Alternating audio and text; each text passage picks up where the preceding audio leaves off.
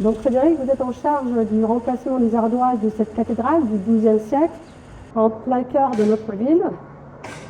Donc merci de nous recevoir. Commençons par l'essentiel. Quelle ardoise choisissez-vous pour respecter l'original? En fait, l'ardoise choisie, c'est un accord avec l'architecte. Et en fait, on a choisi une ardoise qui était épaisse, donc de 8 mm.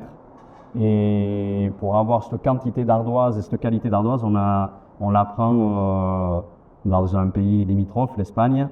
Concrètement, comment vous reproduisez les motifs de pose anciens?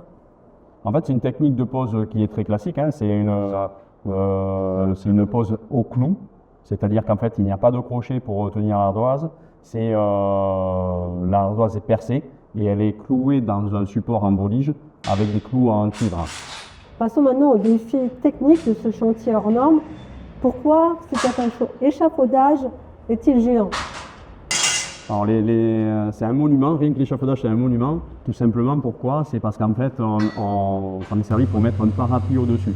C'est-à-dire que la cathédrale était complètement recouverte d'un parapluie en bâche, et ce qui fait qu'on a pu travailler toute l'année dessous. Donc on a pu enlever toute l'ardoise, l'ancienne ardoise, enlever toute la bolige et reprendre la couverture tout le temps à l'abri. Et en superficie, ça fait quoi? La superficie de la couverture de l'ensemble de la cathédrale, on est sur 2400 m². C'est énorme.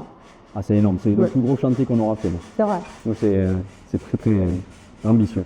Au-delà justement de la prouesse, qu'est-ce qui le rend unique? Qu'est-ce qui rend ce chantier si complexe techniquement? Alors, la surface, l'ampleur des travaux, la durée du travail, et surtout que c'est un bâtiment qui est emblématique. C'est une cathédrale qui date du XIIe, et ce qui fait que forcément de travailler sur un ouvrage comme ça, on ne peut pas le faire tous les jours. Nos ancêtres travaillaient, une fois qu'ils travaillaient sur des ouvrages comme ça, ils pouvaient travailler toute leur vie à la construction, mais nous on n'y travaille pas tous les jours. Donc voilà, dès qu'on a pu se le permettre, eh bien, on a répondu pour avoir le chantier par rapport à ça. D'accord. Et ce chantier, donc, elle aura presque duré 2 ans, c'est ça?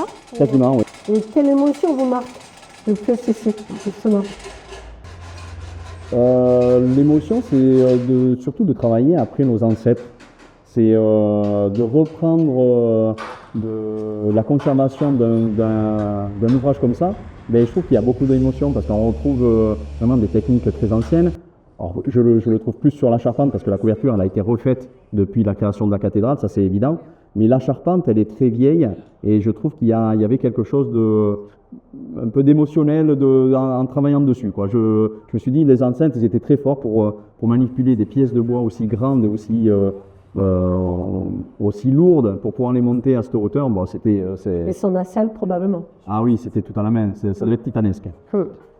Un souvenir précis, un moment qui vous a particulièrement touché? Pendant les travaux? Oui. Le clocher. Le clocher, je trouve que le clocher, je trouve que ça donne à tous les niveaux. Je trouve que ça finit bien l'ouvrage. Je trouve qu'il y a un peu plus de technique. Enfin, on s'est assez fait plaisir sur le clocher avec les abassons. Il y avait beaucoup de points particuliers. Donc c'était sympa, très sympathique. Et un mot pour conclure, Frédéric? Je suis prêt à finir l'ouvrage correctement et à en refaire un autre dès qu'il y en a un autre. Qui va se présenter. Oui. D'accord. Donc, merci infiniment, Frédéric, pour ces échanges passionnants. Ouais. Et je vous souhaite une belle soirée. Merci beaucoup. Parfait. Merci, au revoir.